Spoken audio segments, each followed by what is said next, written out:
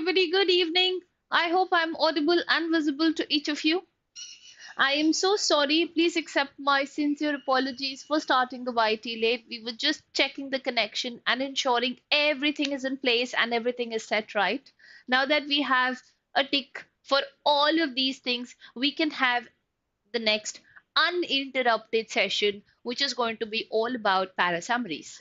Now, before we move on, I would like to emphasize on the importance of this topic and why is it important for each of you to get a hands-on practice on parasummaries. Now, if you see the VARC section of CAT specifically is made up of the reading comprehension, which of course is the dominant chunk, and then we have the verbal ability section. Now, within the verbal ability section, we know that we have four variants of questions to ourselves. So we've got parajumbles, which are basically the theta version, which says type in the answer. We then have the odd sentence. We then have paracompletions, and then we have the parasummaries. Now, when you prepare, you have to make sure that your preparation should always be aligned to which ones are the ones in which you can score maximum.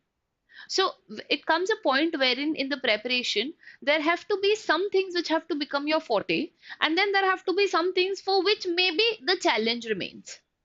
Now, when it comes to the verbal ability section, you have to understand that parajumbles will always be a gamble. One might not really be very hands-on with the parajumbles, but the paracompletion, the summary type, and the odd sentence are the ones wherein you can with practice begin to bank upon and have a very solid score. It's these confidence portions that are going to ultimately help you decide whether VARC is going to be by your side or not. Of course, we then have the reading comprehension, and that there is no qualifying the VRC section without the reading comprehension. But again, with reading comprehension, one can attempt to do very well, but you again, can't have absolute guarantee. But since these are lesser in number, their LOD is also anywhere between easy to moderate, which means these can be the one wherein you can secure the maximum marks. And which is why we are also doing a repeated practice around it. Needless to say, it becomes important for you as well. Now, I know these are just two questions, and you all must be thinking, what good is two question going to do? I'm going to, focus on the majority. But these are going to be your saving graces. These are going to be the one from wherein you will be able to ensure that if two questions go wrong somewhere in the reading comprehension, you have a buffer. So please do not take any of the topics for granted and make sure that you are giving it your all. And with that, let us begin with today's session, which is all about para summaries. Now, before we begin, we'll just set some ground rules so that we have a very efficient 1.5 hour, 2 hour, however it be. I'm going to start by scrolling. I have for you 15 questions. Now, when you will finish with reading the question, you will write the answer in the chat box. Once I have an answer from the most of you, we will begin with the discussion. While discussing, we will see which one's an answer and which one's not. Now, when you tend to be doing para summaries, please understand the intent of your option must be what is that one solid option that you're going to take, which is going to encompass the paragraph in entirety. So it does not have to be something which has to break up. It has to be something that has to cater to it all throughout. So please just make sure that is the kind of psyche that you keep. Don't add extra information because you can never accommodate an idea which was never spoken about, and stay away from extremes and all of those little etiquettes and rules that we have with respect to para summaries. Now, please stick with me. I know it is a Sunday. I know evenings are generally for you to go around, but if you just do this practice, trust me, you are sorted for the day. You will not have any guilt, and that you can actually enjoy whatever time that remains for you. So I think with all of that, let us begin. So I'm just going to shift onto the screen, and I will shift aside. Please make sure you are using the chat box abundantly, not only in terms of giving the answer, but also in terms of there be anything that you wish to ask. And then we're going to take up the answers, why an answer, why not, and talk in detail. So we're going to do dissection of the questions, proper thorough analysis to be able to find out what's going to work for us and what is not. And without any further ado, let us begin. Okay, so I have a question from Rusty. Ma'am, how to manage time in VRC section, like how to attempt all 24 with good accuracy. Okay, now Rusty, very raw fact, accuracy and attempt don't go together. They are inversely proportional to one another. So if you wish to increase your accuracy, your attempt will go down and vice versa. And since you have only 40 minutes to finish, you have to make sure that either you have an exuberant reading speed, मतलब आपकी बहुत ही बेहतरीन reading speed होनी चाहिए. अगर वो है तो फिर तो काफी चीजें सॉर्टेड है. बट अगर वो नहीं है, then my suggestion to you is fix yourself on the accuracy. So maybe do a question or two less, but focus on the accuracy. You don't have to do all 24. There's negative marking also, and the negative marking eventually will add up to a lot of marks. So you can't go all out. You cannot go, ballistic onto the questions. You will have to make sure that you're going to hold your horses and only mark for the ones that you're going to be confident with. So I am not a very big fan of doing all of the 24. Do what you know best. And with that, let us begin. So, like I said, I'm going to shift onto the screen. I will step aside. I will want you to read and just mark your option in the chat box. If you feel any bit of judgment, don't. Write it so that when we discuss, you know where this discussion is stemming from and why was the answer wrong and what was wrong in the approach that you had altogether. So I'm just going to zoom it to be able to fix your focus. I guess this should work. And with that, let us begin. So I'm just going to step aside and the screen is all yours. Please start, everyone.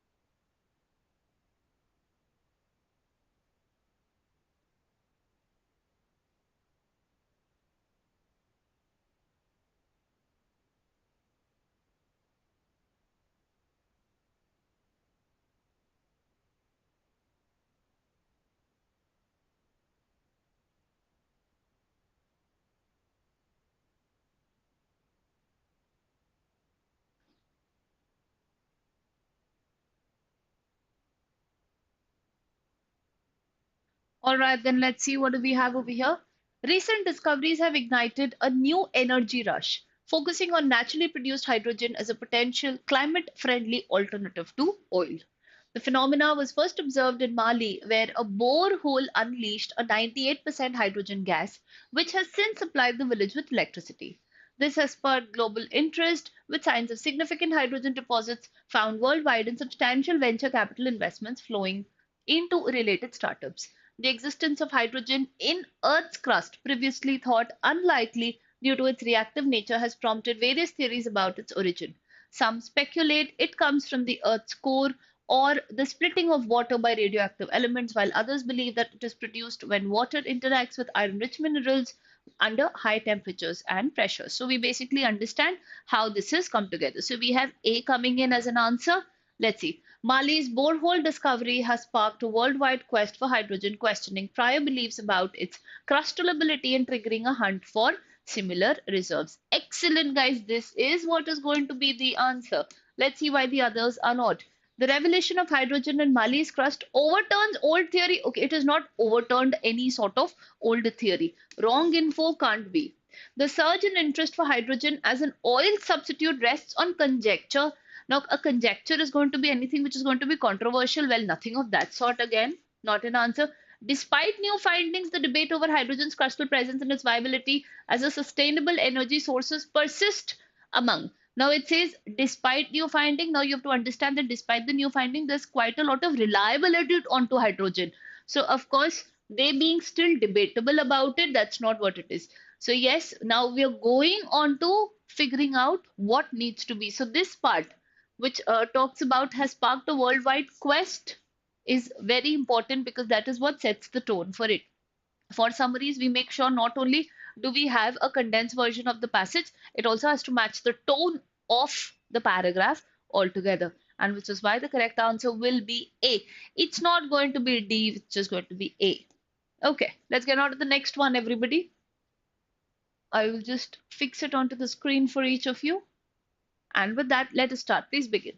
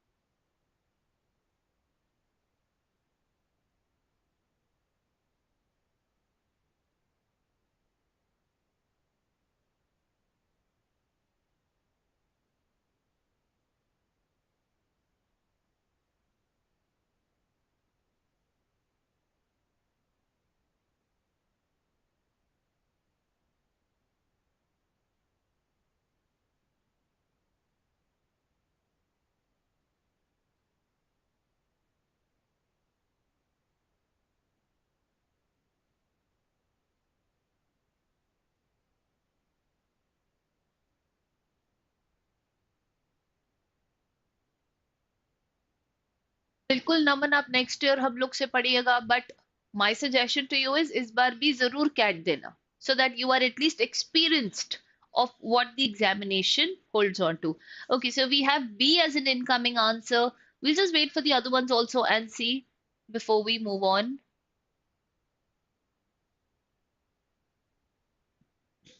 Any other answer that's coming our way?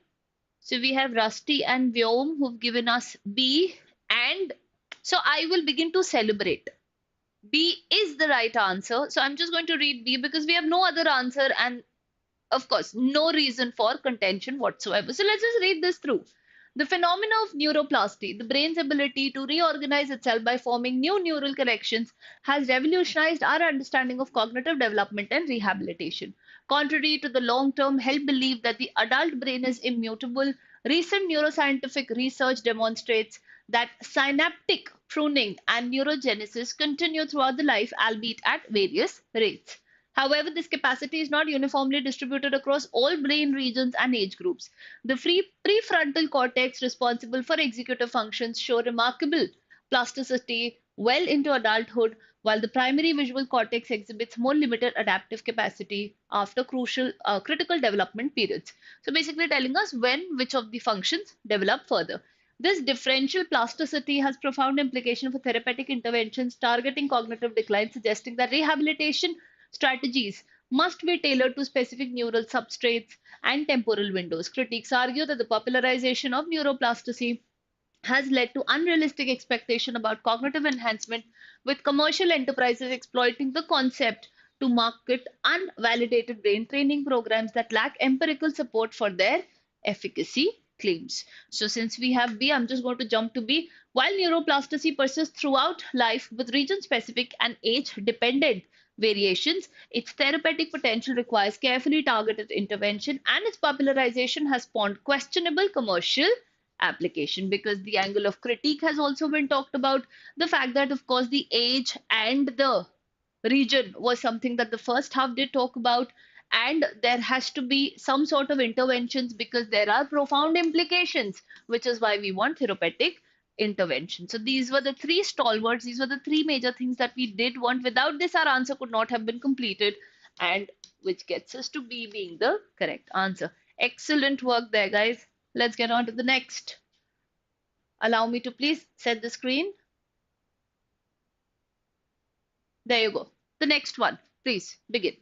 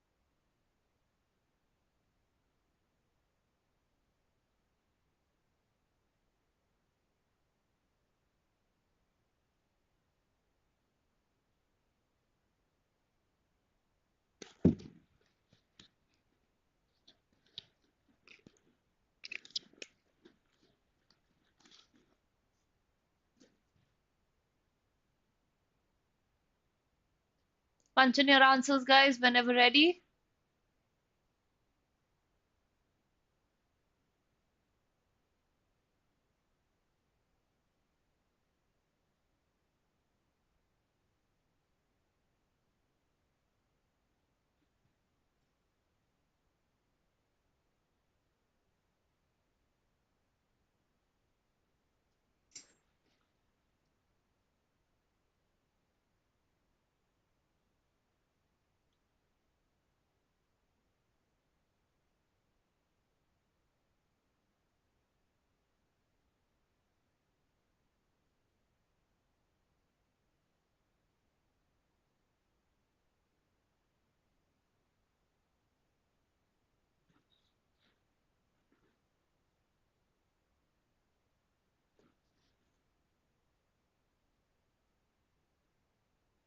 Okay, so Rusty says her scores are stuck between 30 to 14 VRC. What can I do to improve further?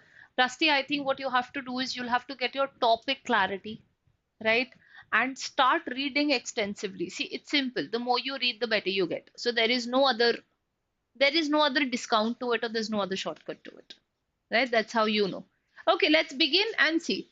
Now, this one speaks about quantum entanglement, wherein particles remain correlated regardless of spatial separation, represents one of the most counterintuitive phenomena in modern physics, prompting Einstein's famous dismissal of spooky actions at a distance. So, Einstein को हमने dismiss कर दिया, right? Uh, when two particles become entangled, measuring one particle's quantum state instantaneously determines the other state, even across cosmological distances. So basically, it's talking about the phenomena of quantum entanglement. However, this correlation does not enable faster than light communication, as the measurement outcomes appear random to each observer independently. Only upon comparing results does the correlation become apparent. Everybody has their own readings. Only when you correlate is there some connection.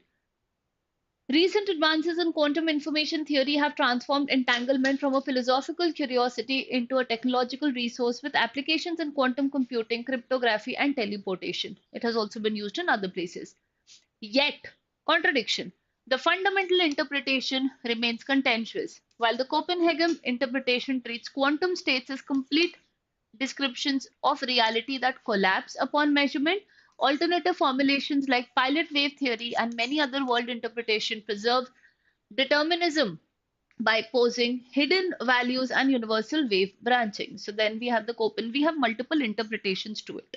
The tension between mathematical formalism and physical interpretation persists with experimental tests of Bell's inequalities ruling out the local hidden variable theories while leaving interpretational questions fundamentally unresolved. So obviously whatever we need has to speak about a quantum entanglement, how it is something which only becomes apparent, or there is some sort of formation that happens only when it is taken by everybody and not individualistic.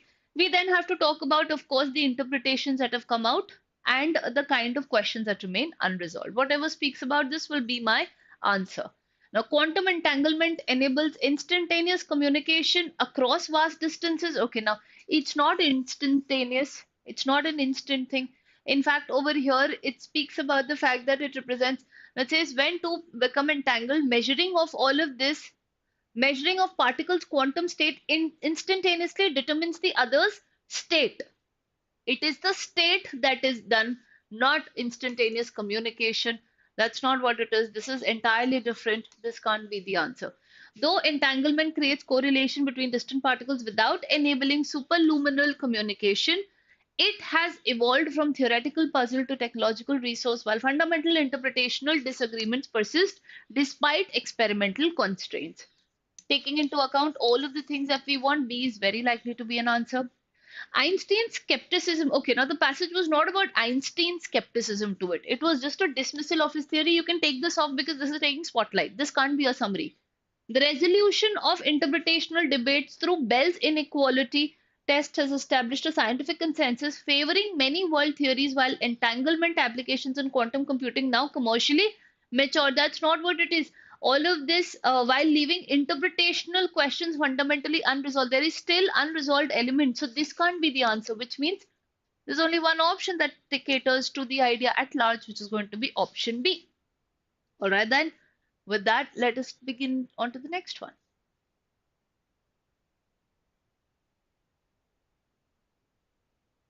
Please read the next one.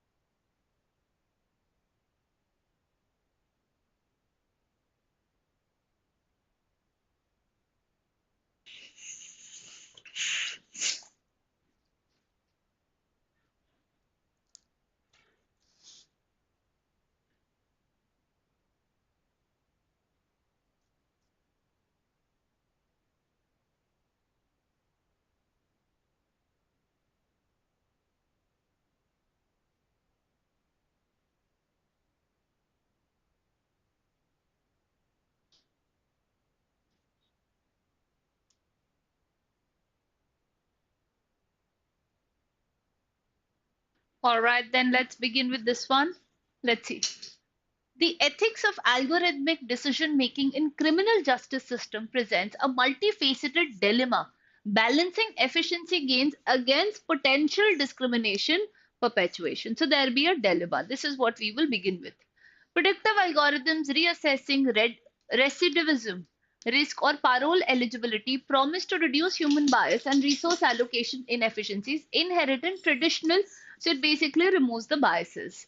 However, these systems often train on historical data reflecting existing societal inequities, potentially encoding and amplifying racial and socio-economic disparities through feedback loops wherein over-policed communities generate more criminal records, which algorithms interpret as higher risk, justifying intensified policing. But then, of course, they will rely on the information that they are fed with. So there are chances wherein, some sort of bias can happen. There's a feedback loop.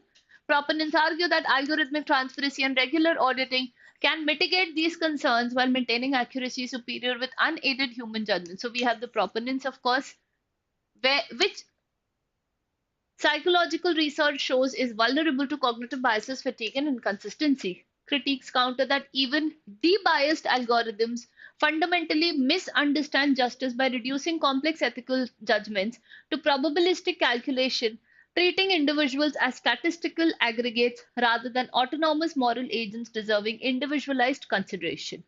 Furthermore, the proprietary nature of many commercial algorithms obscures their decision making. So we have to also take into account the obscuring of the decision making from public scrutiny, creating accountability gaps with erroneous predictions result in unjust outcomes. The debate ultimately reflects deeper tension between consequentialist ethics prioritizing aggregate outcomes, and deontological frameworks emphasizing individual right and dignity. So it starts on a good idea, but of course it has got its own restrictions. So we have B coming in as an answer. Let's see. Algorithmic decision making in criminal justice eliminates entirely. No, you can eliminate this. While criminal justice algorithms offer potential efficiency and consistency benefits, they risk perpetuating historical bias through training data, and their implementation raises fundamental question about the nature of the justice in individual. Perfect, definitely an answer. The consensus among ethicists and technologists in is that algorithmic bias. Okay, no, this is not about it. The passage is about how how ethical biases can exist in algorithmic upon relying when you rely on algorithmic criminal justice systems. That is what it is. So you can't begin with this. It takes away the spotlight. That's not the protagonist. Criminal justice algorithms have proven universally harmful. That's not what it is. It's got a yin and a yang, it's got a good and a bad. So obviously there's only one answer that remains, the answer being B. Let's get on to the next one. This is a small little one. Let's see what do we have over here. Please begin.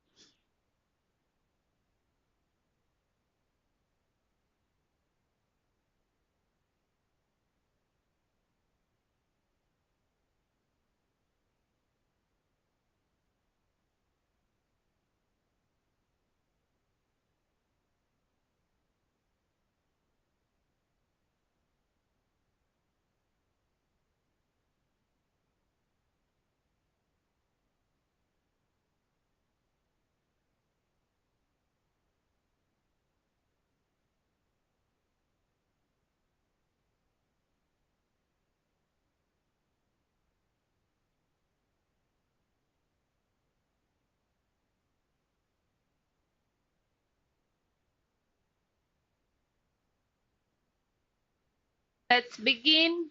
All right. You seem to be killing it, Vyom. The answer is C. Let's see now. The concept of entropy, rooted in the second law of thermodynamics, posits that systems naturally progress from order to disorder in the absence of energy inputs. This principle, while initially confined to the realm of physics, offers profound implications for understanding the complexity and unpredictability of systems in other disciplines. As systems become more complex, their inherent unpredictability escalates, necessitating sophisticated models for accurate prediction and understanding. The concept challenges the notion of linear progression and predictability, instead, highlighting the inherent disorder and the tendency towards entropy in complex systems. So let's go. Now, the second law of thermodynamics, of course. Now, you have to understand applicable solely, that's not happening. Now, this is rooted in the second law. It is not the second law. Entropy, a concept originating from physics, symbolizes the inevitable transition from disorder to order in complex systems, underscoring the predictability and simplicity inherent in natural processes. This inherent is for the natural processes, not otherwise. Can be, but then again, explicit, not the answer. The principle of entropy extending beyond its physical, okay, origin underscores the natural tendency of systems to evolve from the order to disorder.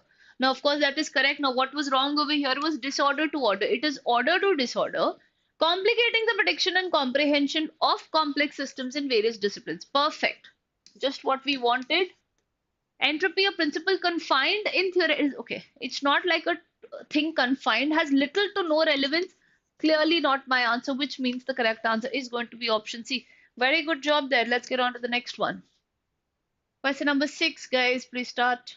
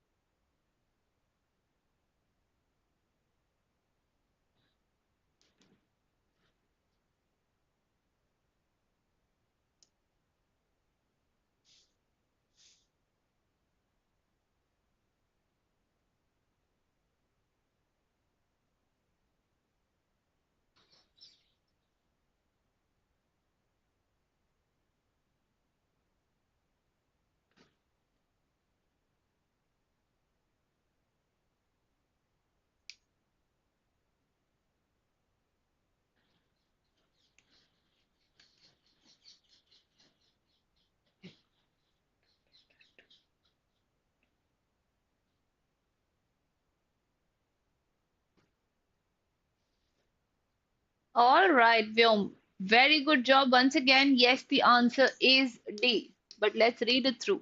Determinism posits that all events, including human actions, are predetermined and could not have happened any other way. This view challenges our understanding of choice, self, and moral responsibility. The debate among determinists centers around moral responsibility with two main camps: compatibilist and incompatibilist.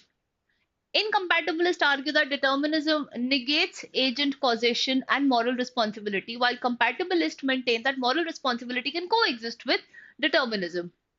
The latter stance is intriguing as they reconcile the predetermined nature of actions with the concept of moral responsibility. Some compatibilists suggest living as if free will exists for practical purpose despite its potential non existence. Others might simply interpret determinism differently, leading to varied conclusions about. So, the varied conclusions around the idea of determinism, and how there are these two major camps. Determinism and moral responsibility are inherently incompatible. No. Compatibilist, by redefining determinism, managed to align the predetermined nature of actions with the exist. It's just not about the compatibilist. The debate among determinists revolves around the practical implications of living as if free will exists despite its potential non-existence. But over here, of course, we have not talked more about, how the morality comes in. Determinists challenge traditional notions of morality and free will with varied interpretations leading to different stances on moral responsibility. B being the correct answer. Very good job, guys. On to the next one. Let's go.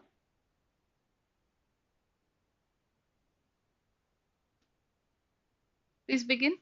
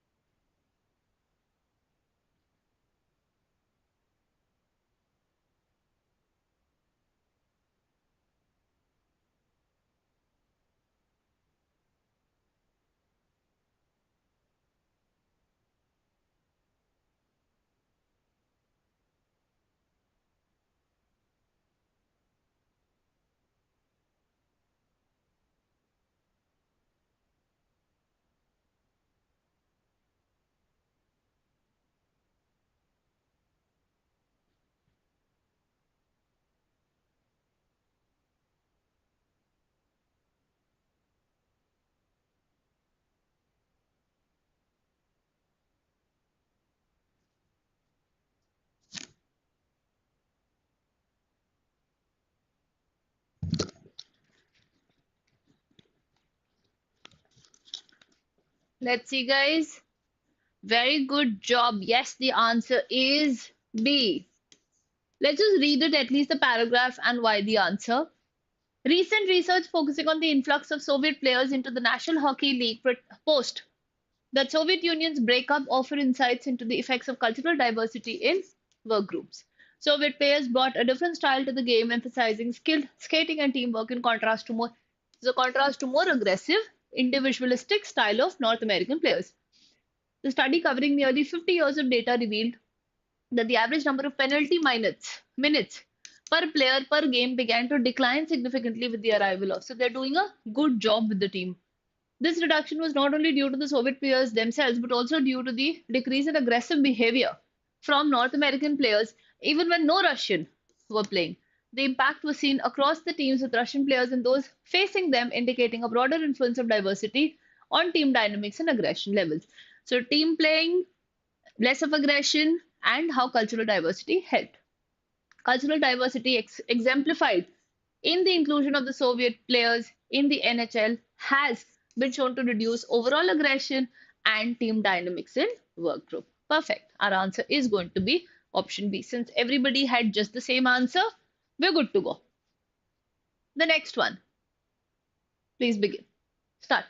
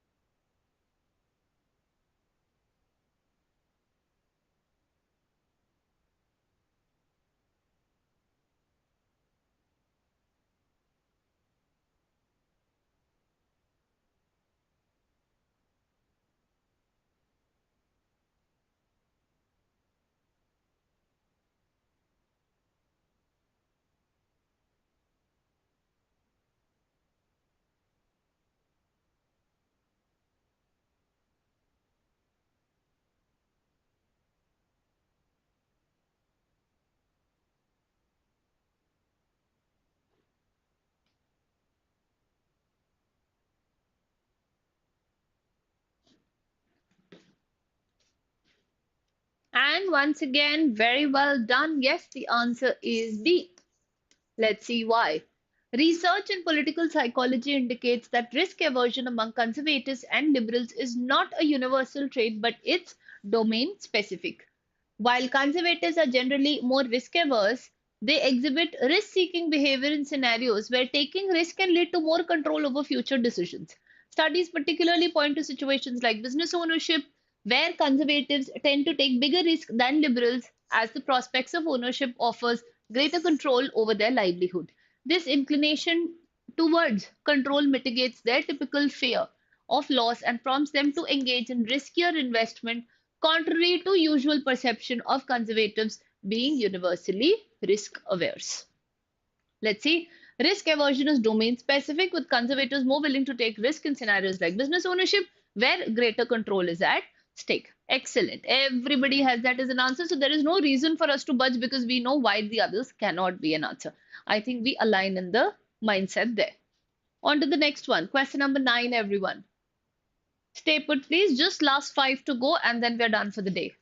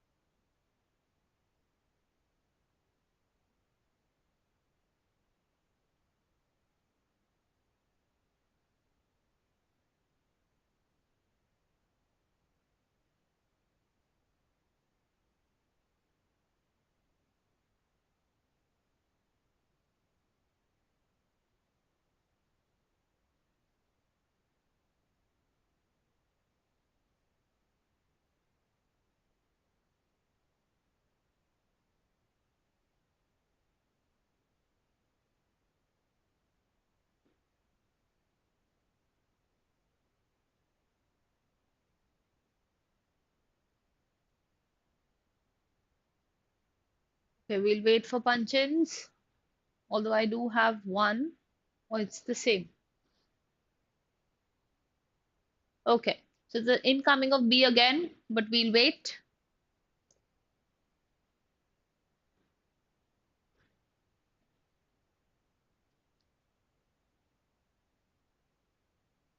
Perfect. Okay.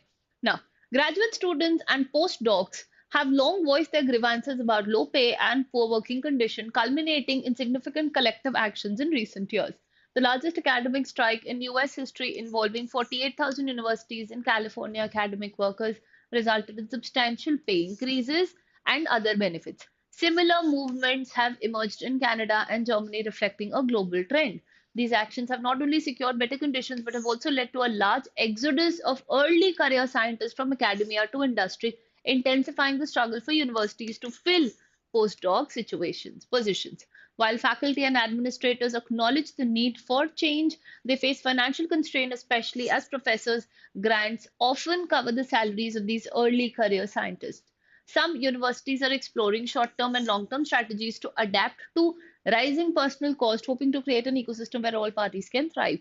So there have been these strikes and these exodus, which has actually helped, but they're trying to do something which is more holistic in nature. Now let's see, B was the incoming answer. Collective actions, this is where the holistic angle comes in. By academic workers have led to significant improvements in pay and working conditions, prompting a reconsideration of career paths and challenging universities to adapt financially. Perfect. B is what is going to be the answer. Despite recent strikes in unionization effort, graduate and post continue to face. No, that's not what it is. This can't be an answer. The recent academic strikes and demands for better pay are isolated. No, that's not what it is. They're rampant. While universities are readily adjusted to increase personal costs, the exodus of early scientists and industry jobs remains an unsubstantiated concern. There is no concern for the exodus that is happening. So, of course, the correct answer is going to be option B for us. Let's get on to the next. Now, 10th is a slightly bigger one, but bigger the better because you have so much, you can just figure out what your pointers are going to be. The next one, everybody, please start.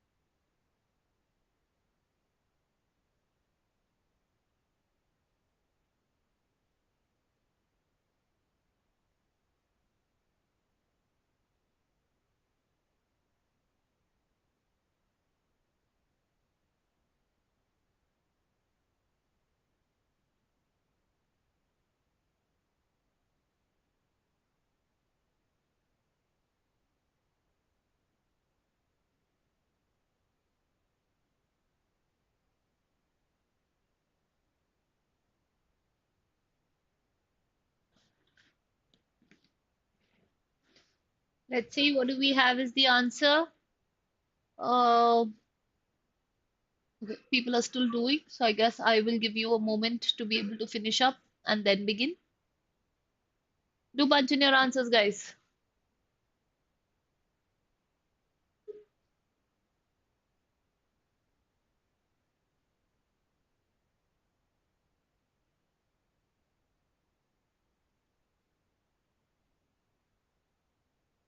I just want a confirmation, guys. Is the B okay? Yes, it is B coming in once again, which is perfect because that is what it is. So we've now had a hat trick, in fact, more than a hat trick, two times hat trick for B as the answer. Let's see. The paradox of thrift, first articulated by John Keynes during the Great Depression, posits that while individual savings may be prudent in a microeconomic level, collective increases in savings during economic downturns can paradoxically deepen recession by reducing aggregate demand. So, talks about this economic phenomena. When households simultaneously curtail consumption to increase savings, Businesses experience declining revenues, leading to layoff and further consumption reduction in a self-reinforcing deflationary spiral. Obviously, they will not buy what are the companies going to make for or whom are they going to make for. However, this macro level economics has been challenged by neoclassical economists who argue that increased savings enhance capital formation and long term growth potential, particularly in economies not operating at full capacity. The validity of the paradox appears contingent on several factors.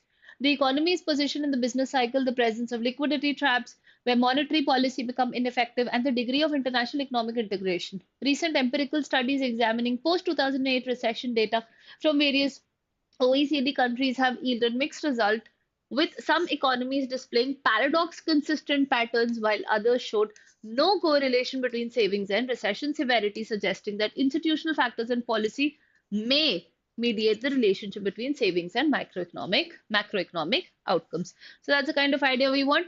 While the paradox of thrift suggests the collective saving increases can exacerbate recession, though through demand reductions, its applicability depends on contextual economic factors, and empirical evidence reveals variable effects across different economies. So we have all sorts of effects which are going to tell whether they have no effect or they do have some sort of effect. Perfect. That is what it is. The paradox of thrift demonstrates that increased saving invariably harms. You have to stay away from explicit terms. Keynesian and neoclassical economists now agree that they don't agree on the same thing. The paradox of thrift have been empirically disproven. Okay, now these are very easy because you could have just eliminated them on those terminologies itself. Let's get on to the next. This is the last four, everybody. Now these are again some tiny ones. So I think we'll speed up and finish up. 11th, please start.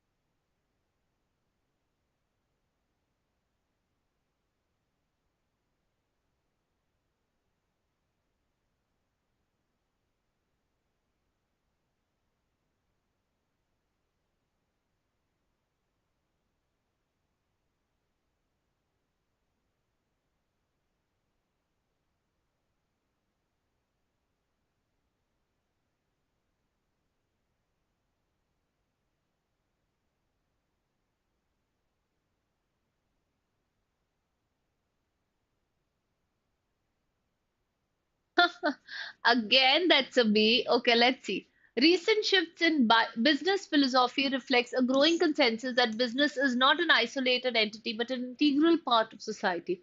Leaders are increasingly moving away from Milton's doctrine of maximizing shareholder return to a broader view of serving all stakeholders, including employee, customer, and suppliers and communities.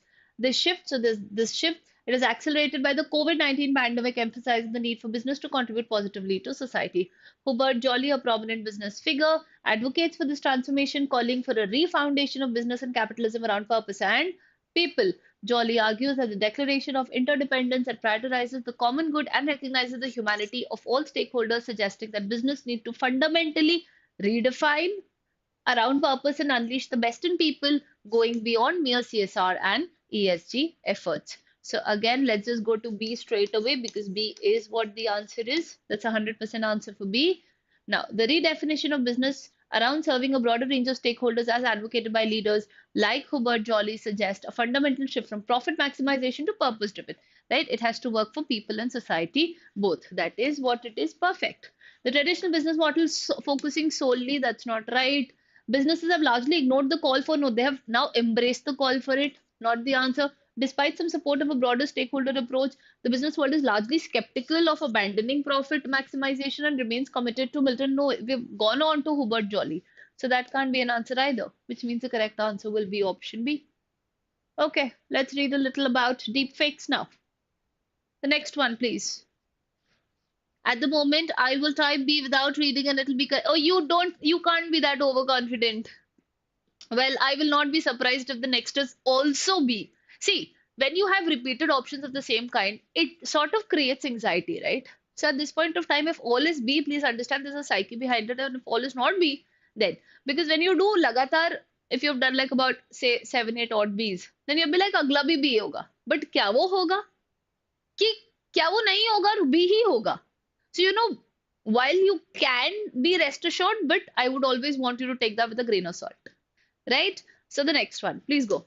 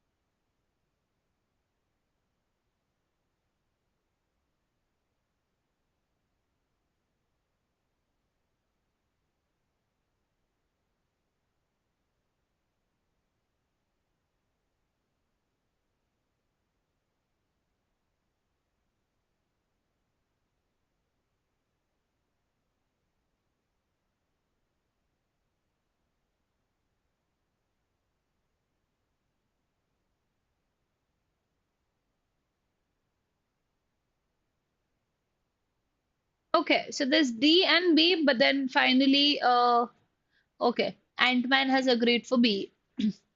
Deepfakes refer to synthetic or doctored media digitally manipulated and altered to convincingly misrepresent or impersonate someone using a form of artificial intelligence or AI. Last month, the government directed all platforms to comply with the IT rules and mandated companies to inform users in clear and precise terms about prohibited content. The government talked through with social media platforms after several deepfake videos targeting famous personalities sparked public outrage and raised concerns over the weaponization of technology by creating synthetic content and harmful narratives. So, yes, it is all about the government's initiative. The correct answer will be B. The government has reacted to the widespread use of deepfakes by imposing strict regulations on all platforms, mandating clear user information about such content and addressing the potential misuse in creating harmful narratives. Excellent. Let's get on to the 13th one. Just two more remain, guys. We ended at 15. Next, please go.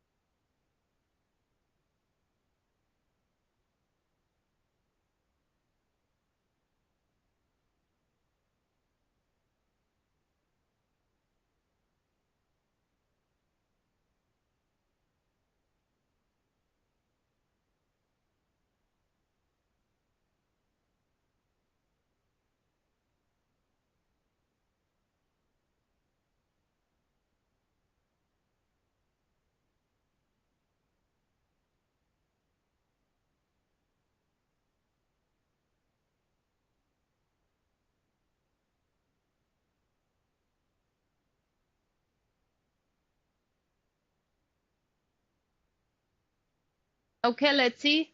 Caste is not the only arena where the insidiousness of inequality impresses itself with an unrelenting force. It not only inflicts injuries upon agents, but also gives the politics the result of a competitive edge. There are other areas as well, most powerfully gender. But I would like to suggest that the subtle psychological ramifications of inequality and humiliation inflect social life in India with the most unexpected places. Alexis very perceptively argued that on the onset of equality as a social condition could, in some sense, be best gauged by the relation between master and servant in any given society. The onset of democracy will not prevent the existence of these classes. In some senses, there will always be social superiors and social subordinates. So, yes, the answer will be B. The impact of inequality is subtle and pervasive, affecting various aspects of social life, including the dynamics between different social classes as illustrated by the relationship between masters and servants. So masters and servants over here have been taken in terms of social superiors and social subordinates, right? The master and the servant aspect. Perfect. Very good job. Let's get on to the pen ultimatum para summary, the 14th one.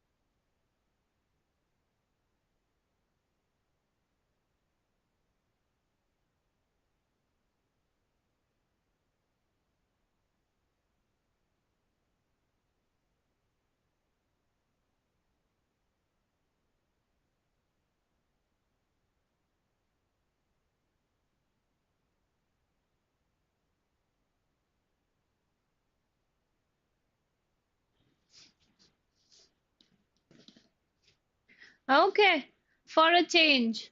Why are all the answers B, ma'am? We just have a C. Chantman, you stand corrected right there. Now, though Buddhism is a religion like any other, it began with at least two specific characteristics that were quite unusual. To wit, its foundational antagonist agnosticism, sorry, and its commitment to public communication and discussion. The latter were responsible for the fact that some of the earliest open public meetings in the world aimed specifically at settling disputes between different views took place in India in elaborately organized Buddhist councils where adherents of different points of time tried to argue out their differences, particularly on public practices as well as religious belief. The host of the largest of these councils, the third, Ashoka, even tried to establish in the 3rd century BCE good rules for productive debating to be followed with restraint in regard to speech and with the point of views of all being duly honored in every way on all occasion. So very good job. Yes, the answer is C. Buddhism's antagonism, agnosticism, and emphasis on open dialogue initiated early public forums for democratic debate under respectful discussion norms. So, something that lays out the purpose, gives out the intent, will always account for being the summary. And the last one, I know this is long, but it's just the last, guys. Take a deep breath, begin on this one. Please start.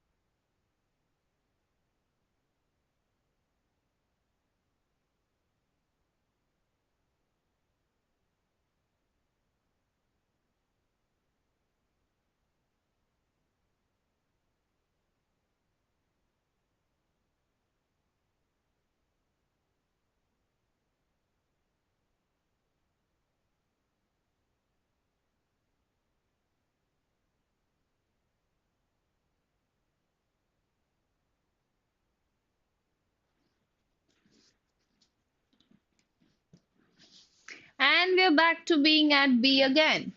The linguistic relativity hypothesis, particularly known as Sapir-Whorf hypothesis, proposes that language structures influence cognitive processes and worldwide perception. The strong version claims linguistic determinism. The language strictly determines thought, while the weak version suggests language merely influences certain cognitive domains. Cross-linguistic research on color perception, spatial reasoning, and grammatical gender has yielded nuanced findings that complicate simplistic formulation. Studies of speakers of languages lacking specific color terms, such as Russians' obligatory distinction between light and dark blue, demonstrate measurable differences in color discrimination tasks. Yet these effects are modulated by contextual factors and can be disrupted by verbal interference.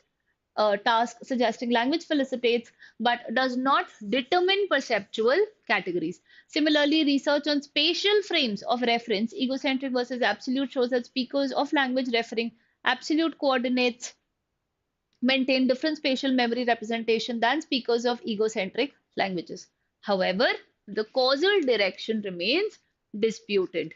Do linguistic structures shape cognition, or do pre existing cognitive preferences influence linguistic evolution? Recent neuroimaging studies revealing differential brain activation patterns during identical tasks performed by speakers of different language support some degree of linguistic influence, though critics note that task-specific activation differences do not necessarily indicate fundamental alteration in conceptual representation and reasoning capacity. Let's go again. While cross-linguistic research demonstrates measurable cognitive differences correlating with linguistic structures, particularly in perception and spatial reasoning, the causal relationship and extent of linguistic influence remain actively debated. That is wonderful work, guys. And with that, we come to an end to this really cool and quirky session of para summaries. Okay.